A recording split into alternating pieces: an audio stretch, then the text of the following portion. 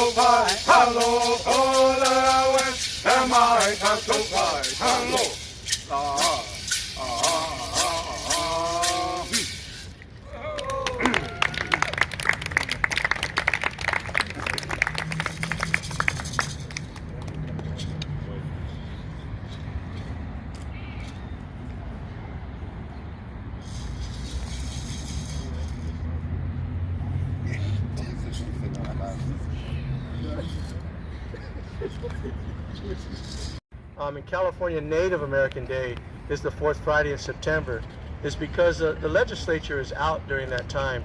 So I want to recognize all the legislators that are here that took the time to come forward. We also know that Juan Torres, representing the Speaker's office, was here earlier. But this is a chance to learn about who we truly are as California Indian people, about the bills that move forward on the Assembly floor and ultimately to the Senate floor, dealing with issues that come straight from the people themselves. On missing and murdered Indigenous women, we have a bill that now has been released to the Senate floor that will come back for concurrence to our office. And we'll go deeper into those bills. at the different reception that we're going to have at 7 o'clock at the cafeteria. We'll go through the bills that we're talking about as the California Native American Legislative Caucus, and we'll also have some refreshments. And we also have a band coming from the Elam Nation, a father and son, California Indian people, that will sing some songs for us also over there. So join us as we go out and do the second part. And hopefully the second part grows to be able to have more discussion on the issues that are important to California Indian people. At this time, I want to see if any legislators would like to say a few words after you've seen and heard the discussion here today.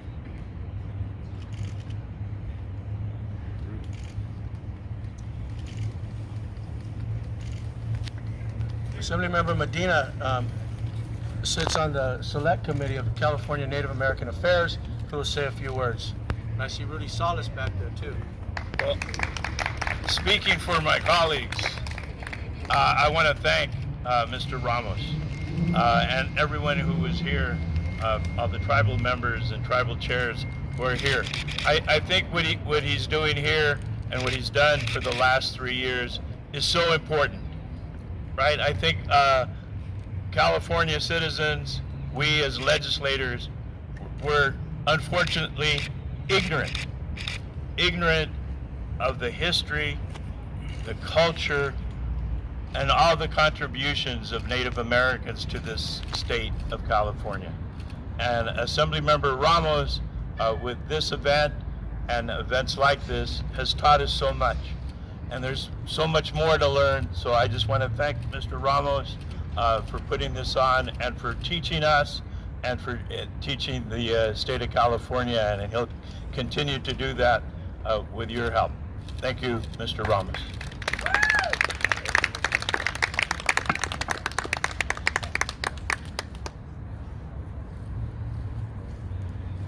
Assemblymember Thurston Smith, my friends call me Smitty. I want to thank James also for what he's done, but the education is the key for all Californians to realize what has happened to the Indians over hundreds of years. Last week we did a committee meeting in regards to water. Realize that you've been uprooted from your land, water rights were taken, and the Tulare tribe has no water. If it happened in any other community in this state, there would be outrage. And we're going to create that voice for you to be outraged that you have no water when it comes dry. Thank you very much for being here, and I look forward to years to come. Thank you.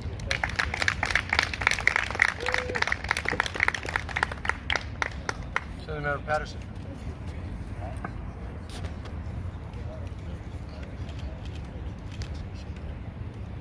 Well, first of all, Jim Patterson, represent the 8th Assembly District. I want to thank James for something that he has done since he came and since we became friends, which has really opened my eyes to the challenges, to the realities, to the history, and I want him to know that I appreciate it very, very much. The Assembly District 8, and James and I have talked about this, is a huge district, new reapportionment. It goes across the San Joaquin River.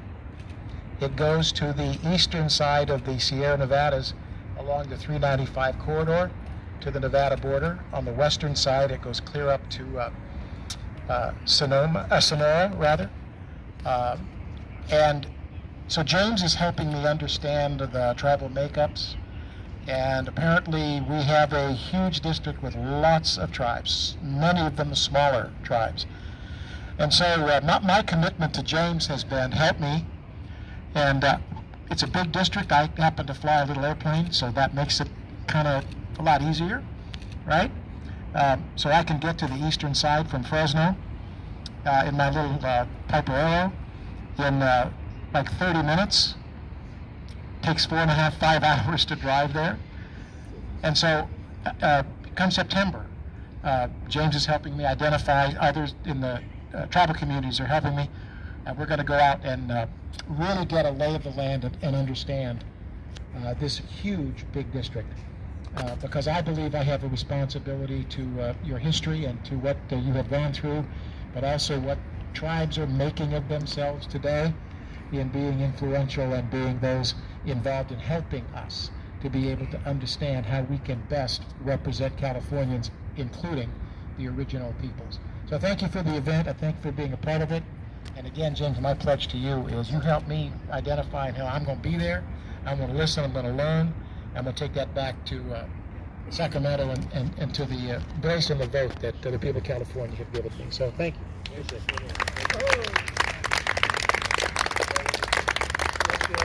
Assemblymember Matthews, who sits on the Select Committee for Native American Affairs and was joint authors of several pieces of legislation together. Assemblymember Matthews.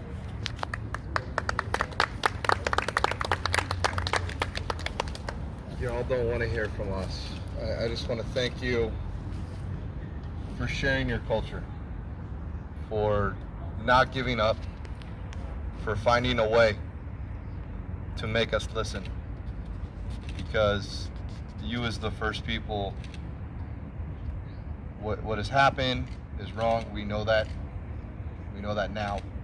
But we have to move forward. We have to create the community to do that. I want to thank my brother, my colleague, Assemblymember James Ramos for doing that, for leading the way, for being the tip of the spear, and for doing this. And while I hold this office, I'm going to continue to be there right along with you, brother, to make this happen. Thank you all.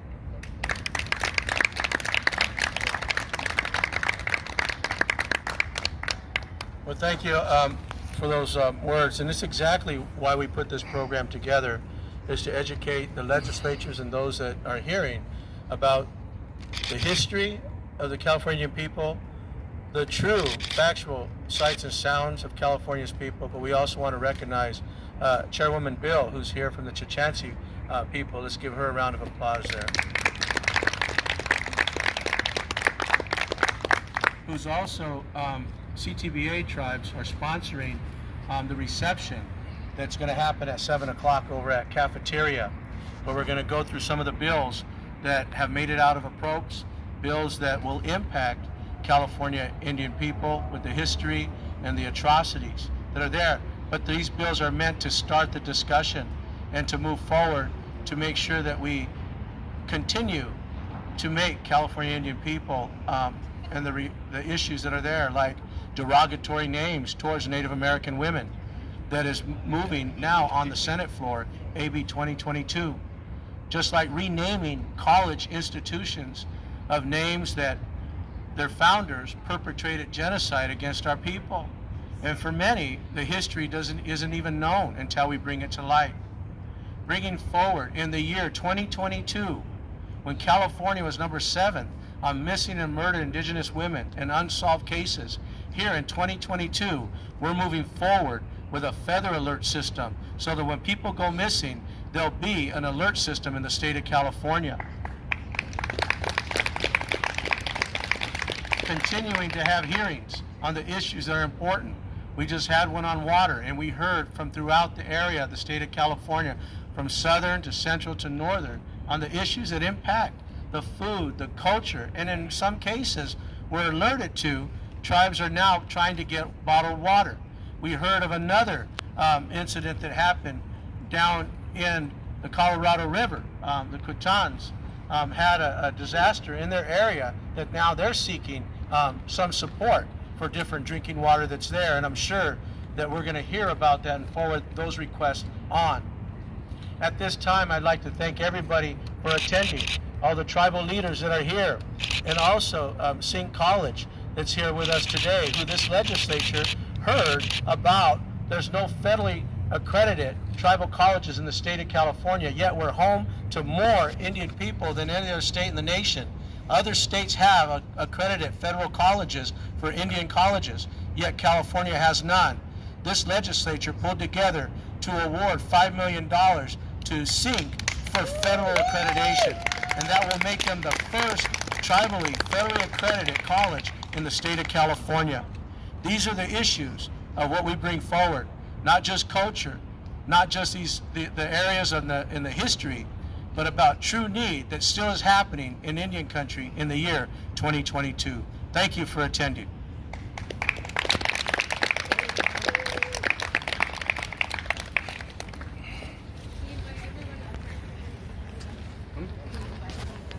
yeah. I didn't know if you wanted to say a few words. We've been, there's a request to have all the presenters come up and take a picture. Wayne and Carlos. Oh, and the legislators too. And the legislators too. Hey, you those in the shade. We're gonna get a picture. Come on up. Come on, dude. Jose, some of them are. Come on, stand-ins, everybody.